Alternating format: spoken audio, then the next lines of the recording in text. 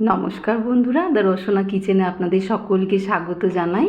আজ আমি crispy chicken bread kachori বানিয়ে দেখাবো। দারুণ ক্রিসপি এই কচুরি, আর খুব সহজেই বানাতে পারবেন, আর খেতেও অপূর্ব হবে। এই রেসিপিটা আপনারা অবশ্যই ট্রাই করে দেখবেন। এর জন্য আমি কয়েকটা ব্রেড কালো অংশটা বাদ দিয়ে খয়েরি দিকটা গোল গোল করে এইভাবে পিস করে নিয়েছি।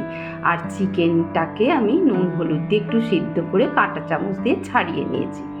এবার আমি কড়ার মধ্যে 1 চামচ সাদা তেল দিয়ে দেবো, দিয়ে 1 চামচ রসুন, আদা আর কাঁচা লঙ্কার পেস্ট দিয়ে দেবো, দিয়ে যে চিকেনটা আমি ছাড়িয়ে রেখেছিলাম সিদ্ধ করা, সেই চিকেনের পিস টুকরোগুলো ছিঁড়ে ছিঁড়ে ওগুলো দিয়ে দেবো। দিয়ে একটু ভালো করে আদা রসুনের সঙ্গে মিশিয়ে নিয়ে এর মধ্যে আমি অল্প একটু সয়া সস আর একটু টমেটো সস দিয়ে দেব। দিয়ে ভালো করে নাড়াচাড়া করে মিশিয়ে নেবার পর দেব 1/2 চামচ চিলি ফ্লেক্স। এখানে আপনারা কাঁচা লঙ্কাও ব্যবহার করতে পারেন। আর দেব একটু পরিমাণ মতো নুন। আমি যেহেতু নুন দিয়ে সিদ্ধ করেছি তাই অল্প নুন দিলাম। এবার পুরটা আমার রেডি, ঠান্ডা করতে দেব। এবার আমি একটা বাটিতে 2খানা ডিম ফাটিয়ে নিয়েছি। তার মধ্যেও আমি অল্প একটু নুন দেব, আর দেব একটু আদা রসুন কাঁচা লঙ্কার পেস্ট দিয়ে ভালো করে ডিমের সাথে মিশিয়ে নেব। দিয়ে আমি এটাকে রেখে দেবো। এবার একটা পাউরুটির টুকরো নিয়েছি, নিয়ে পুরটা পাউরুটির টুকরোর ওপর দেব। বেশি করে একটু পুর দেব, তারপর জল দিয়ে ধারগুলো একটু আঙুলে করে জল দিয়ে দেবো। দিয়ে আর একটা পাউরুটির টুকরো নিয়ে ভালো করে আঙুলের সাহায্যে পাশগুলো এইভাবে চেপে চেপে দেব। দিয়ে হাতের তেলের সাহায্যে পুরো কচুরিটাকে একটু প্রেস করে নেব। নিয়ে ডিমের ব্যাটারের ভিতরে ডুবিয়ে আমি এটা ব্রেড ক্রাম্বসের মধ্যে দিয়ে দেব।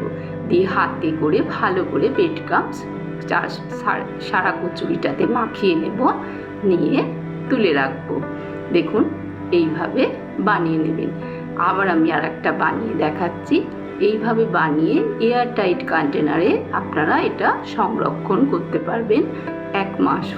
এবার আমি আবার একটা পাউরুটিতে দিয়ে দিলাম, দিয়ে ফ্রিজের মধ্যে অবশ্যই রাখবেন। দিয়ে ধারটায় জল দিয়ে দিলাম একটু, দিয়ে আবার আঙুলের সাহায্যে ওপর থেকে একটা পাউরুটির টুকরো দিয়ে ভালো করে হাতের সাহায্যে প্রেস করে দেবো, যাতে পুরটা চারিদিকে ছড়িয়ে যায় এবং খাওয়ার সময় মুখে সব জায়গায় পুর পড়ে।